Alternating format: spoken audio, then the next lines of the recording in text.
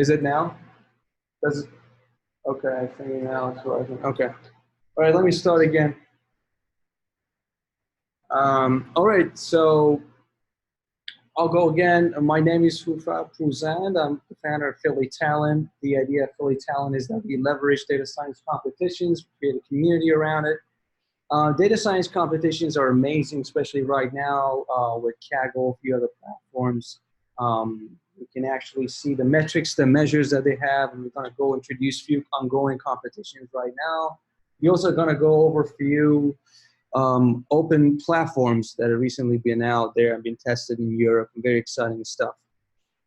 Competition in general are very interesting. I got my first contract with a Fortune 250 company through a competition. I got my first job at Google through a competition. I personally recommend joining competitions to anybody, no matter what level you're at. All right. So as I was saying, one of the key benefits of joining these competitions is that you will create a community by competing. Now, these competitions that we're going to talk about are mostly public, meaning they're open to everybody and they're completely free to join. So we had a session last month. We have monthly events every last Tuesday. The theme of the events is pretty simple. We'll have a mix of introductory playing with learning tools that is available on Kaggle Learn, as well as actually connecting people on data science competitions and have them present their work. So we did that last month. We had a small kernel that you solve a very classic problem, Titanic data set. It's a very small data set. You get to see how you can submit a model to the leaderboard, how you can get your accuracy scores and leaderboard scores and so forth. Today, we're going to also go over introducing few competitions. Two Sigma, few peer index as one of the classic ones, has a mix of Twitter data. The idea is that when you finish 3 to 4 of these competitions, you basically know enough to communicate at a professional level with any data scientist. And hopefully you also will have a project to present at any technical interview. All right, so here I'm going to go over introducing few data competition platforms. Here we have Kaggle. Kaggle is one of the most famous ones. We have over 1 million members that have signed up. They mentioned that they have about 130,000 participants overall and about 13,000 active returning participants. So the reason is being when you start competing after 4 or 5 competitions, you really just want to come back. And that's what they call returning participants. Other platforms, incentive, there's an incentive that I put, there's another one that is from the same company, incentive. I'm going to show you a few of these browsers later. Driven data, AI crowd, and crowd analytics are relatively smaller. They involve a mix of competitions that are not always with prize, but sometimes they do have public data. The private version of these data sets on Kaggle, for example, is called in-class. You can create a platform, invite people that you need to invite, that you want to invite. This is useful if you don't want to share a lot of data, or you don't want to, with a big crowd, or you don't want to do too much work on data preparation, meaning anonymizing your data set. So what that means is that if you have a data set, you obviously don't want to give out the names, the emails, and so forth. So you anonymize the data set. Now that process takes time. Creating in-class Kaggle competitions or participating in other platforms that have better private competitions is easier. Now, why don't you do that on Kaggle? Well, if anybody has a question on that, I can answer that, but these platforms are usually tailored to specific type of competitions, and a specific type of prize size goes with each one. The starting point with Kaggle is usually 15,000, something like that, and so it might be too much for a small company to create a competition on Kaggle. Now, QScore is very interesting. It's an open source platform as a solution that has been tested about a few months ago in Europe. I specifically brought it up here because I'm going to go very quickly over their introduction on how to set it up. And that would really give you a look at the back door of how it is to set up a competition as a data science competition. You might be able to get some insight through that by and leverage that if you want to win a prize and so forth. I think it will be easier when we go there when we talk about it. The technology stack in data science field is pretty broad. Now, that's one of the key problems that you run into when you discuss either designing a position for data science field or designing a new team. There are a couple of good books and topics on this topic itself. One of my favorite breakdowns is this: data analyst, data engineer, data scientist, machine learning engineer, machine learning R&D. So the way you can look at it is that when you're closer to the data and visualization, dashboarding, and on-the-shelf solutions, business intelligence, that's what is called data analyst. So old school teams used to call it IT data analyst, IT analyst 1, IT analyst 2, 3, and as the title goes up, it basically gets more engineering role. But when you start, you usually work very closely to the business team, to the product team, meaning closer to the data, closer to the visualization. Now, data scientist, on the other hand, that I have on the third row, is the most famous. So far, some people consider the most luxurious title. But the truth is, it's actually like only 10% of jobs in data science is given to data scientists. Now, data scientist is where you're actually usually a master's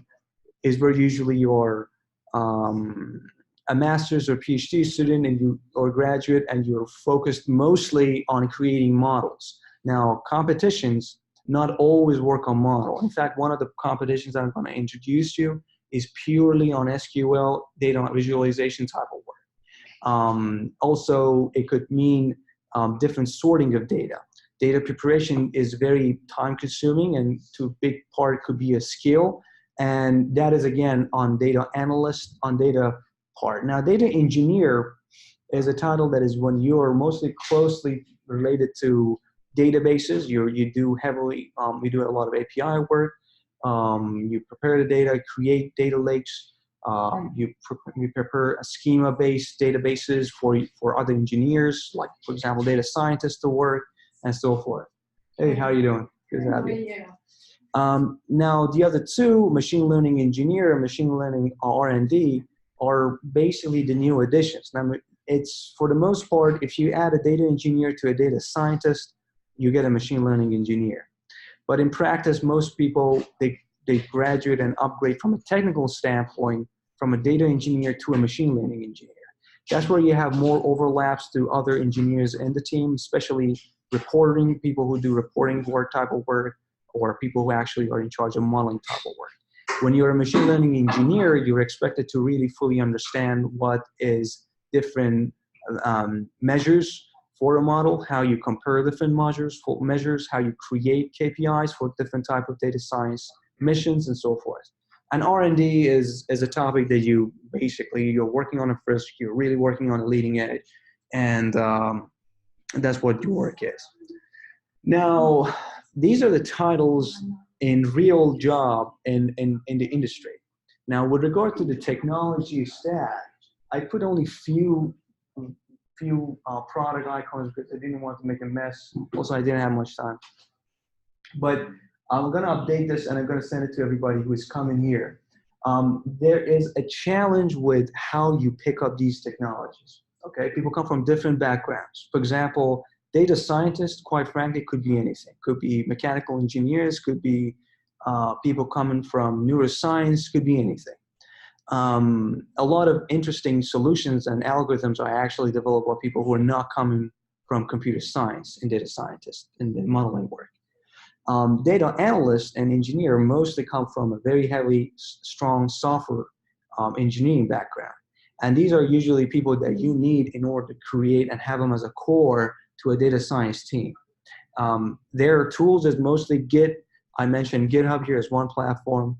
It's free to use and even create private GitHub cloud, but it does take some time for people to understand what is versioning, what is, how is it valuable. It has very nice intersection with different solutions like Zendesk and other things. So that means that it would take some while until you actually learn it fully.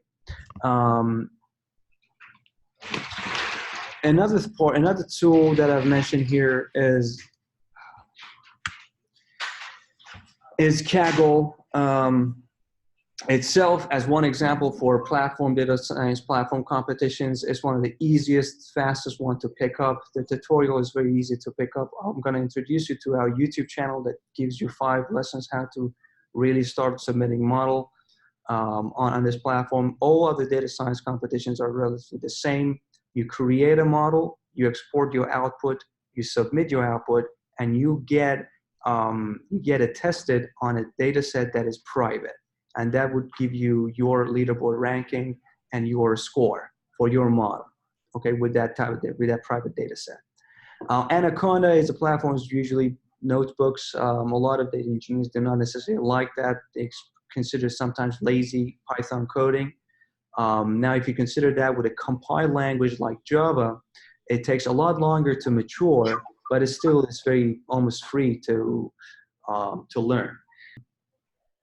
Now, one benefit of working on these competitions, for example, on Kaggle, is that it's completely on Google Cloud, so it's free. You can see how much storage, how much memory you're using, how much CPU you're using, and you don't need to worry about any of the back-end work that goes into it.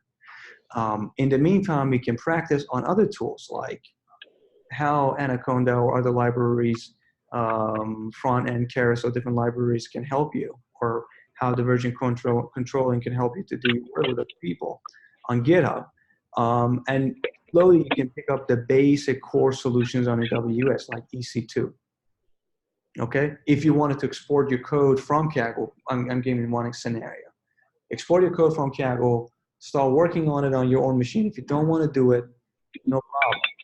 It's free to create an AWS account, right? Do that. EC2, T2 Micro is free, right?